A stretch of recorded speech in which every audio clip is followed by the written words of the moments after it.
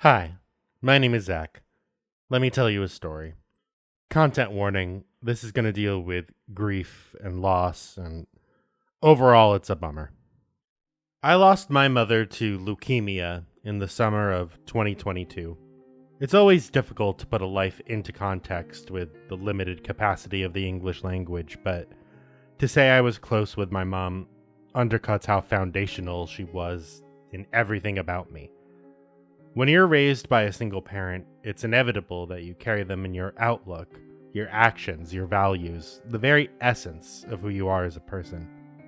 I suddenly and violently had that pillar of who I was ripped away. A few months later, the leaves began to fall.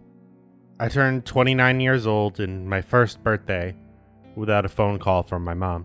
I don't remember if I celebrated. I don't remember much about that period. I felt like a ghost, drifting through the motions of life. Get up, eat, work when I could, sleep, repeat. That was it. That was all I could do, and a lot of days I could barely do that. My therapist insisted on getting me into a support group as soon as possible. The crisp, cool air consumed the graveyard. I had arrived early and was killing time before I went inside. There was something comforting being surrounded by the dead. They don't ask how you're doing every 10 minutes. They don't smother you with concern. The quiet was a nice reprieve before I talked about my feelings with a bunch of strangers. I took a breath and left the dead to join the living. The church meeting room, which hosted the group, consisted of a circle of folding chairs and a few tables. A smattering of people were already there. The group leaned older, but there were people my age and even younger. I sat down, and at first I just listened. These people got it. The little things were the tell. Going to text someone, briefly forgetting that no one else is on the end of the line. Every holiday and anniversary feeling like a knife in your chest. The lingering smell of a person on their clothes. I will always appreciate the love and support I got from friends and family during the darkest time in my life, but thoughts, prayers, and understanding could become, through no fault of their own, too much. In this room, full of strangers, I felt seen. They said they understood what I was going through, and this was the first time during this whole process I knew that to be the case. For the first time in months, I didn't feel alone. We shared tips and tricks for getting by, ranging from everything from discussing our thoughts on the concept of an afterlife to how to manage the burst of paperwork that comes when someone passes away. We were united by some of the worst things imaginable, but we were in it together. We were supporting each other. I was with peers. Welcome to the Peercast.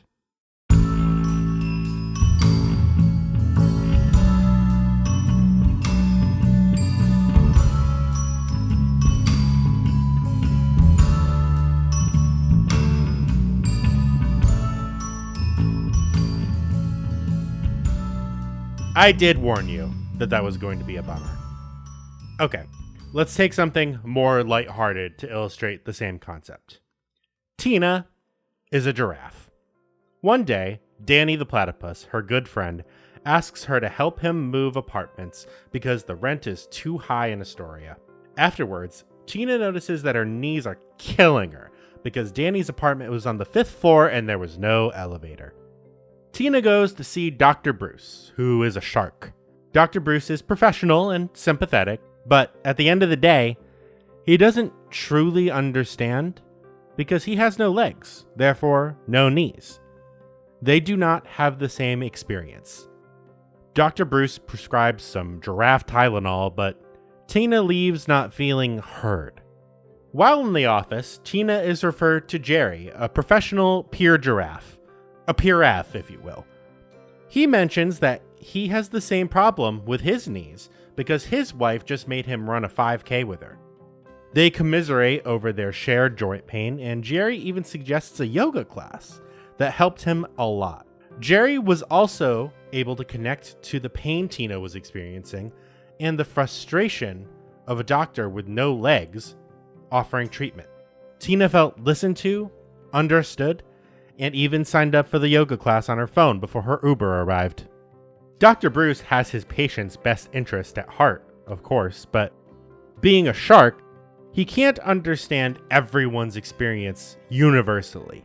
But Tina and Jerry understand each other, because they both have knees. That, right there, is what peer support is. The term peer support can mean different things to different people, but for the purposes of this episode and Families Together in New York State, we'll be discussing it mostly through a mental health lens, though not exclusively. Also, there's sources for everything I'm talking about in the episode description, so feel free to check that out. Let's start with the word peer. A peer is just someone you identify with. It could be a person who shares a similar mental health challenge, a substance use journey, or just something about your life circumstances that are the same, like being a veteran, a young adult, or even a new parent. It's not just about an identical diagnosis. It's about resonance, or that feeling of, you get this because you lived it too. Hence the story of Tina the giraffe.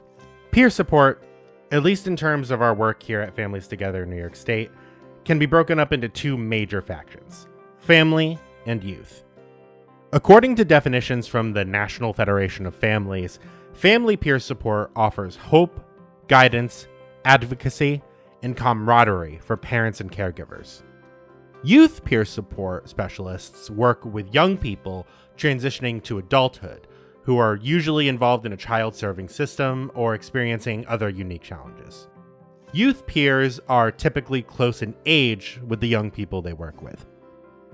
That kind of knowing creates connection.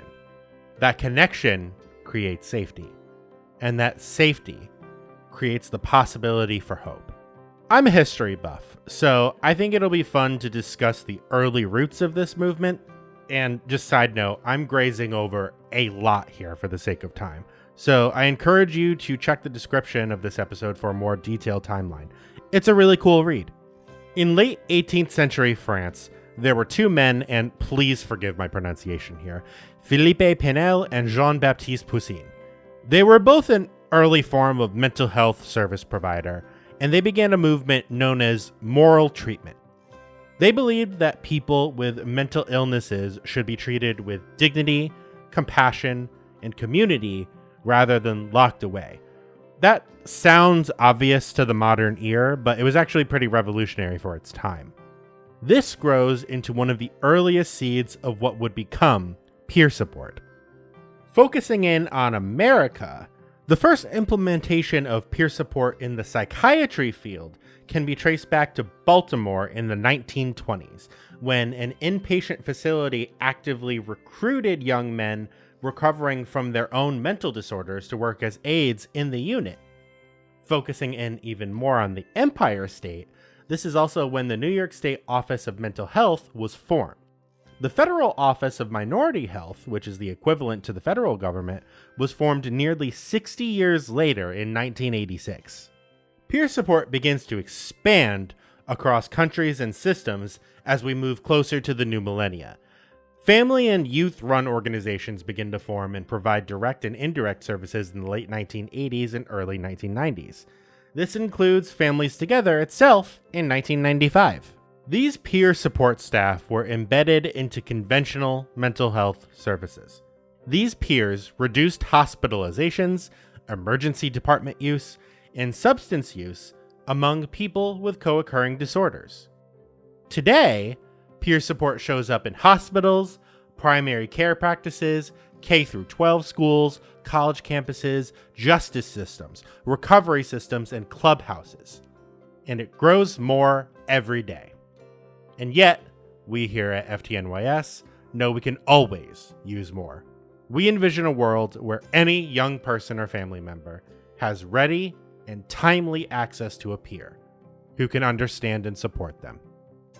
Peer supporters might be volunteers, or they might be certified professionals. The credentialed family and youth peer advocates in New York State actually come through us here at FTNYS. through our partnership with the New York State Office of Mental Health. We train and certify peers so they can do this critical work for a living. Hello, what is your name and where do you work? Hi, my name is Carrie Ann Rollier, and I work at Families Together in New York State. Carrie Ann, as you know, you are my direct supervisor, and this is a really, really important question in regards to the field of peer support and mental health in New York State as a whole. I just want you to keep that in mind. Can I have a raise? Absolutely. If it's completely up to me, Zach, absolutely. But you have to talk to the people, the higher ups. Paige said on the record last time we talked that I could, and I still haven't seen it in my paycheck, so maybe I just have to follow up with her. That's all. The more on record I get it from multiple people, the more I'm trying to do like a manifestation thing. Like if I say it and publish it enough everywhere, it'll just eventually happen. I think that's how There that you works. go. There you go. What is your title here at Families Together? And just brief overview, I guess, generally, what do you do for the organization? My title is Director of Training and Workforce Development. And I support a team of staff that provide training and guidance on the credential pathway of both the family peer advocate and the youth peer advocate credentials. So we are tasked with receiving applications for the credentials, reviewing them, moving them forward, providing guidance on the applications themselves, as well as providing the required training for the credentials and providing support to family and youth peer advocates across the state on an ongoing basis. What inspired you personally to get into this line of work and Families Together specifically? And I guess as much as you're comfortable sharing, it's probably related to the first question, but what is your lived experience that kind of led you to doing this work and this role? I have three children who are all adults now. All three of them are on the autism spectrum. Amazing, amazing people. And as they were growing up, it was definitely challenging. They're all completely different, have completely different needs. I was actually talking with somebody at an event about my children, and they let me know that they just had decided to retire from their position of a family peer advocate. They explained what a family peer advocate was, and they thought that I would actually be a perfect fit for that role. And I looked into it, I applied, I was hired, and I worked for a local community agency for 8 years as a family peer advocate, eventually moving into the position of a program coordinator where I supervised and ran both the family and the youth peer program for the agency. During that time, I became very aware and involved in Families Together New York State. I loved the work that they were doing and what they stood for. And I became a trainer for the PEP training, which is the FPA credential training. And I eventually became a board member of Families Together. About 2 years into being a board member, this position opened up and I was very interested in it and was extremely lucky enough to be hired for it. And that was about 3 years ago. So I've been with Families Together for 3 years. It still feels like my first year because every single day I come to a job that I absolutely love doing. Can you briefly describe the process, at least in New York State and Families Together specifically, credentialing family peer advocates and youth peer advocates? For both family and youth peer advocates, it is a 6 step process to go to receive a professional credential. We do have 2 levels of credential. We have a provisional and then a professional credential. And there's several different steps of training that is required throughout that time. It takes an average of a year to a year and a half for somebody to go through all of the 6 steps. And where they would want to start is with the level 1 training. On our website, we have a tab called Peer Credentials where folks can find information on family peer advocates and youth peer advocates. And then there's some self-paced module training that somebody would take. They would then be able to apply for their provisional credential. And the rest of the steps are continued trainings at different stages, one of which is after being employed and working as a family or youth peer advocate. And then the final step is to apply for their professional credential. What are like the pros and cons of having a more formal credential from this evolution versus a more informal peer role? Both formal and informal peer roles are essential and have value, and both are needed. So with the formal peer role, this allows agencies, organizations to include it in their service offerings. It gives professionalism to the scope of work that we do. It gives a structure to the work that is done. And the training is designed to enhance the skills that the parents and the young adults already have within them because they have this lived experience. What would you say the average day looks like in the workforce department here at Families Together? Staff generally will move from one project to another within a single day quite often. So they may start their day off by answering some email inquiries that we receive. We receive questions around the application, around the steps to training. And we also receive questions around the scope of practice of a family and youth peer advocate. Staff may also be looking at applications that have come in for family and youth peer advocates. They will be preparing for ongoing trainings that we offer, putting together materials. They're preparing for our cafes that we hold on a monthly basis. Cool.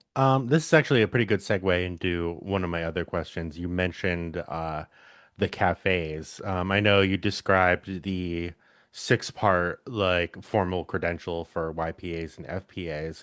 What are some of the other trainings slash events? So we provide for both family and youth peer advocates a variety of ongoing support and trainings. Each month we hold a TA training. We hold 2, one for family peer advocates and one for youth peer advocates. The training topics are decided by the advocates themselves. We also provide a variety of cafes. So a cafe is essentially an affinity space. Our staff does not come with an agenda. We don't put together a PowerPoint. It's an open discussion forum where family and youth peer advocates and their supervisors can openly talk about challenges that they're facing, success stories that they have had, questions that they may have about the scope of work or the pathway. And it's a great networking opportunity as well because we are spread all throughout the state, especially in the rural areas. You'll often see a small handful, if not only one, family or youth peer advocate for an entire county. And this is a place where they can come and they can see their peers, speak with them, and network with them. So we hold a few different types of cafes. One is for folks who have a family peer advocate credential only. One is for individuals with a youth peer advocate credential. And then we have supervisor cafes as well. So the supervisor cafes how that differs from the lived experience cafes is that the person attending does not necessarily need to hold the credential, but they need to be supervising either a family peer advocate or a youth peer advocate. I'm going to throw in a shameless plug here. My work within this department, we do have a storytelling academy training. The next one of those is going to be coming up in February, and that is for basically anyone looking to enhance their storytelling ability, mainly in the purposes for advocacy. So yeah, I just wanted to throw that in there for my own mildly selfish reasons. When you hear this episode, it's going up sometime in December, but registration for that will probably be open maybe some point in January, and we hope to be hosting the next one in February. So stay tuned for that. An amazing academy that you have put together, Zach. Thank you. Kind of almost seems silly given the rest of our conversation, but almost as like a closing note in summation, why do you personally think family and youth peer work is so important? There is a difference between having somebody sit alongside you who's truly alongside you because they have the lived experience and it may not completely match your own, but they've gone through the challenges that you're facing now. They can show you hope. They can show you the other side. They can show you strategies and skills that they have utilized and successfully. They can help you navigate the very complicated systems that we have in New York State, right? Somebody trying to go through the special education system for the very first time.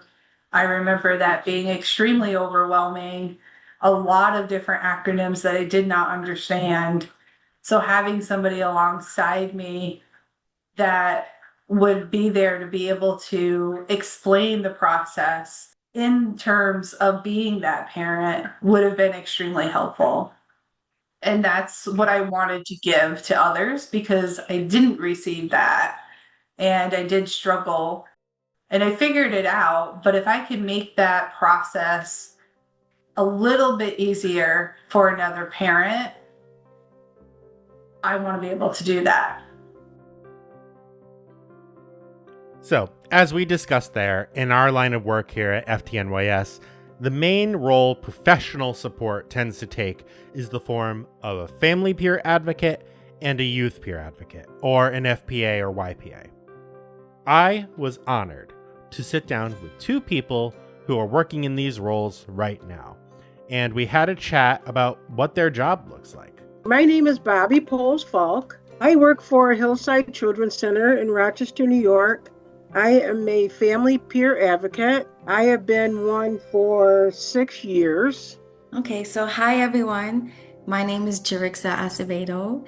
I work for SEO Family of Services, and I am a youth peer advocate, also a care manager for the High Fidelity Wraparound Program. So I asked around the Families Together staff, like when I was looking for a YPA to interview about this line of work, your name popped up multiple times.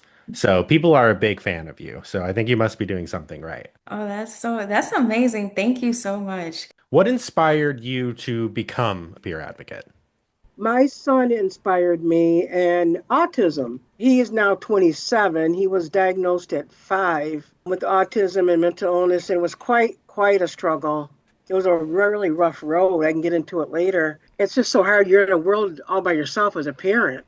So once he got to where he was and we didn't know what to do at home anymore, we had to get more help. So we had to put him in a residential facility. That's what inspired me to keep helping people with kids like myself, like Terry. I'll show you. My son's name is Terry. And I will speak a lot of Terry.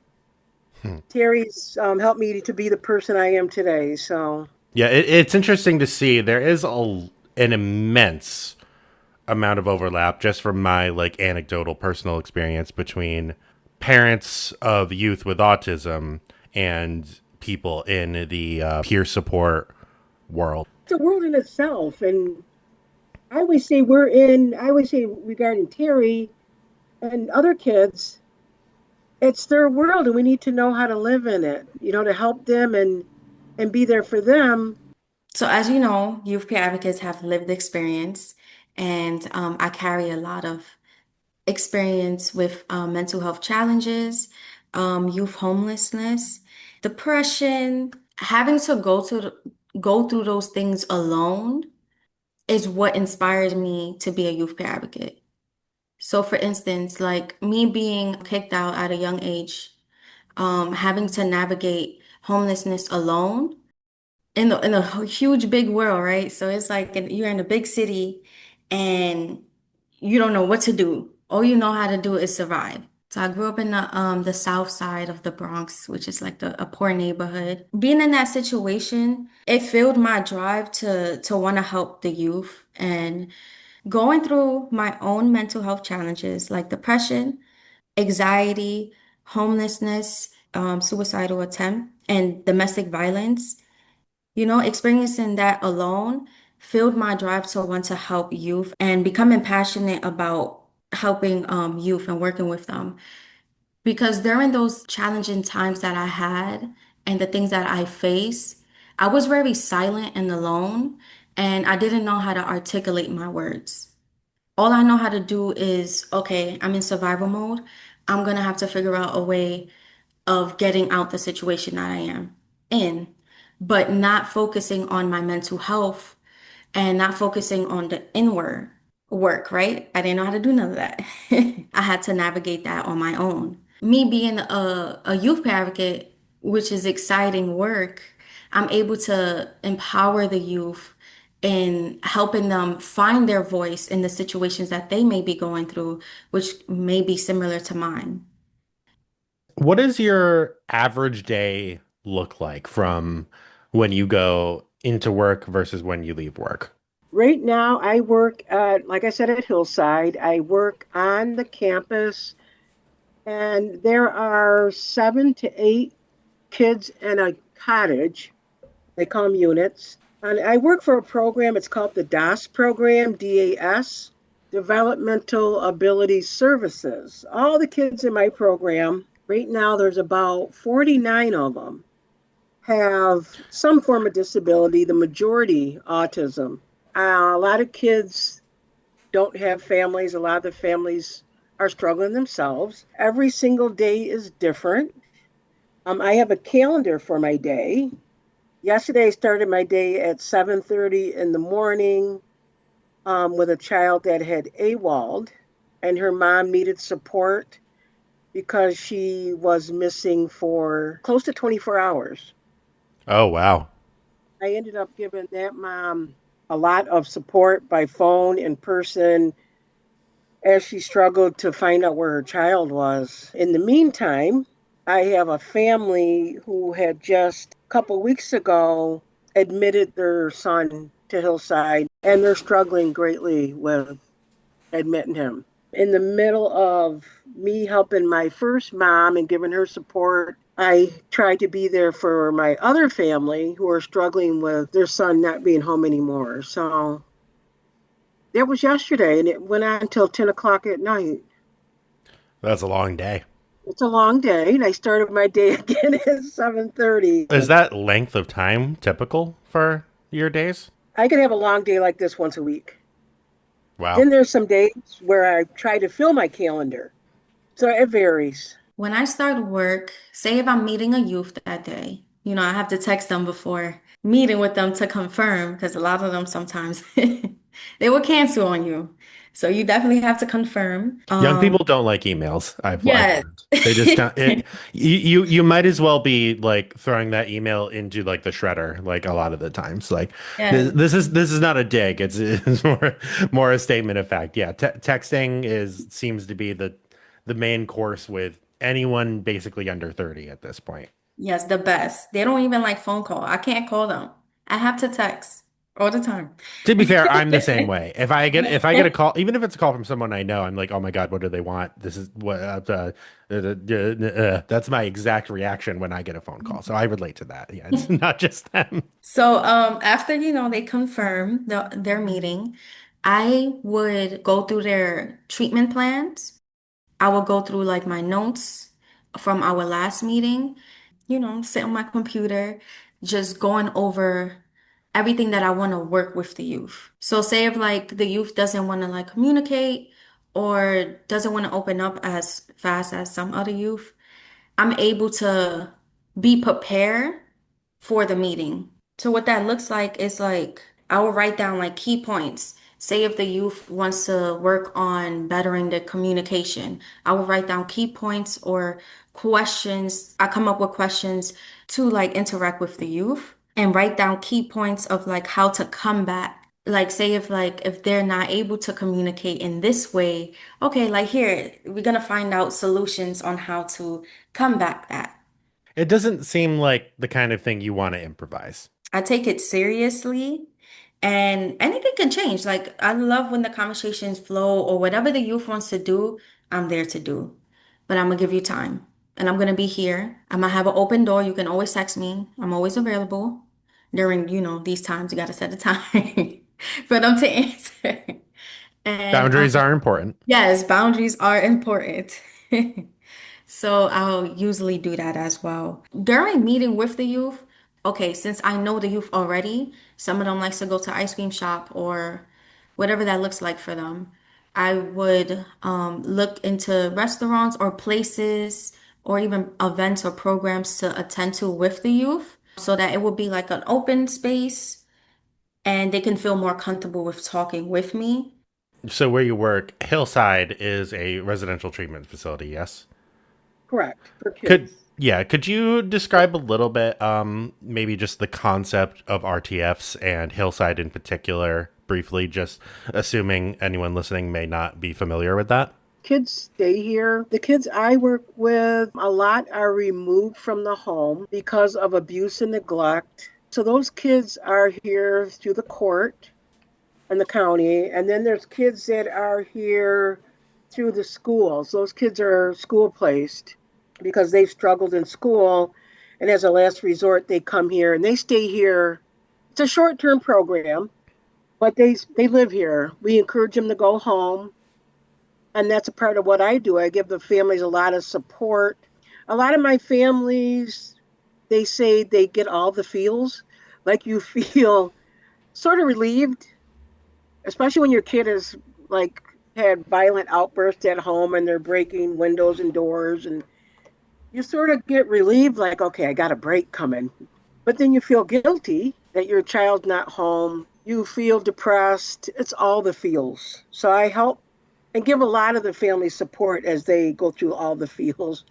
A lot of the kids go home for the weekend and we encourage it. And families struggle because when the kids go home, you want a good home time. You want a nice weekend. And you want to relay back to the team at the cottage, you had a good weekend. So a lot of times the families struggle with behaviors, giving in to the kids to do everything they can to have a good weekend. A lot of times that's not possible. A lot of times when kids go home, they don't have the structure and routine that we offer here at Hillside. That's a challenge. So anyway, that's just one part of Hillside. There's also other parts where they help the whole family. What do you think is the major difference between working with family members and working with young people? When I work with youth, it's about empowering them to find their voice and to help them build like confidence in order for them to advocate for themselves when they get older. It's more like a peer-to-peer mentoring relationship versus with like the family. If I'm working with the family, it's focusing on helping the caregiver understand the child's needs. Because I have worked with family as a care manager as well, because I work with family and the youth where we have to be strength based, and a lot of the time the families would throw everything on the youth, like the youth is the problem, instead of like, okay, coming in from a different perspective, like, hey, this is your child's needs, and we're here to help you understand his needs so that not educate, I don't want to say that, but like understand what they're going through so that they can better equip themselves, like me. Like if I don't know something, I'm going to want to learn what this is so that I can better help whoever I'm helping. Like I was saying, it's like helping caregivers understand their child's needs and learn how to best support them. So it's important to educate, to provide guidance and collaborations. We wanna make sure like the families are being restored so that they can both live in the same home, right? Because at the end of the day, they have to go back to the same house with each other. And Yes, say they if do. say if like they don't get along and we just fix a problem, the problem can come right back. It's how we deal with it the next time. What is a systemic or policy change that you would like to see that would make your job more impactful, more easier, or more effective? Get the word out there more on what a family peer advocate does. So many new staff come here, they have no idea what a family peer advocate does. And they don't understand really how important this job is because each cottage has a clinician. Each cottage has a behavioral analyst, hands on staff, a cottage supervisor, assistant supervisor. I don't think a lot of them, well, I know a lot of them don't realize how important my job is because without me giving the family support and guidance, that family often doesn't realize how important it is to work with the team. So I encourage teamwork. I'll see when the families are struggling or have a question. A lot of the clinicians now will call and say, can we meet? We meet with the family together? And a lot of the families will open up more with me there because they know I'm in their shoes. I've been there. They feel more comfortable talking with me and around me than someone 24 and just got out of college and they have no idea how this family feels and what they've been through. So what I'd like to see is more people realizing and more agencies and companies realizing the importance of a FPA. Well, I think we have a good start here, and you sharing your story and us getting this out. So there you go. Good first step there. Thank you. I want to strengthen the youth voice. I know I keep mentioning that. For the youth voice to be in the decision makings when these policy changes are happening, right? We say we're fighting for the youth, but where are the youth in those conversations? In those rooms, we want them to be involved. We want it to be youth led. So I feel like if we have them involved more and educate them, like, hey, if you be a part of this change and you would be a part of this fight, your voice would be heard and you would make a change. So just having their voice in decision making is important for the youth to be involved in conversations, which overall is supporting them, right? Yeah, New York State in particular has gotten a little bit better about that in recent years. I think there's like a lot of youth-led task forces for many different agencies and like different subject issues broadly. That being said, it could always be better. And I think part of this is, again, this is me being like a little cynical, but it's like young people can't vote until they're 18, right? So it's like Yeah. sometimes a politician is beholden to the people who are voting for them. So sometimes I feel like there's incentive to not necessarily listen to someone who can't cast a vote for you. That being said, again, that was me being cynical, Zach. I think that's gotten better, and I think the New York State in particular has a lot of good initiatives putting young people on task force for a bunch of different topics. But it's like you said, it could always be better, and more youth voice is never a problem. I want to see like the youth peer advocates and family peer advocates working together, like having joint trainings and joint meetings together because sometimes like the services is separated and we don't like division on this side. We like unity. So I feel like if we both collaborate together so that both like families and youth are being heard and valued together. Don't get me wrong, the youth peer advocates and family peer advocates are amazing. I love what we do and how we do it. However, we do need to improve. It can be, say, if like a family is going through a hard time and they're arguing with one another. I'm here speaking with the youth, trying to figure out the problem, and the family peer advocate as well. But if we're not communicating with each other or like having those meetings together with them, we're not going to see change.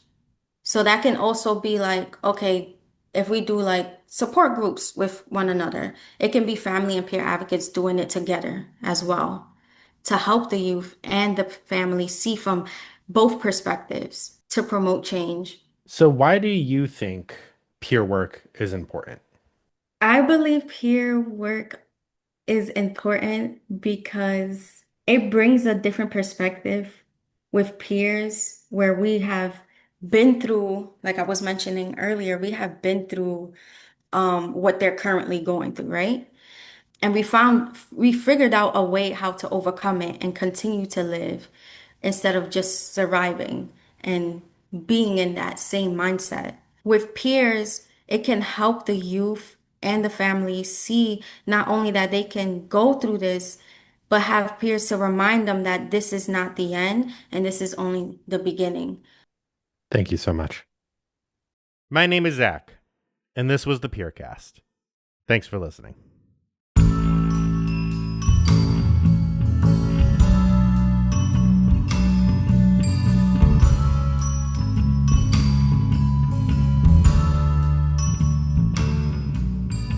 If you like the show, give us a like or a review on the podcast platform of your choice. Really helps us out. Maybe even share and tag us on Facebook, Instagram, YouTube, or TikTok. If you're curious about anything we discussed in this episode and would like more information, feel free to reach out to me, Zach Kilmer, at zkilmer@ftnys.org. That's ZKILMER at ftnys.org. Families Together in New York State is a 501c3 registered nonprofit in the state of New York. Not all of the opinions shared in this program necessarily reflect the exact policy or general stances of FTNYS. For any questions about us or the work that we do, please email info@ftnys.org.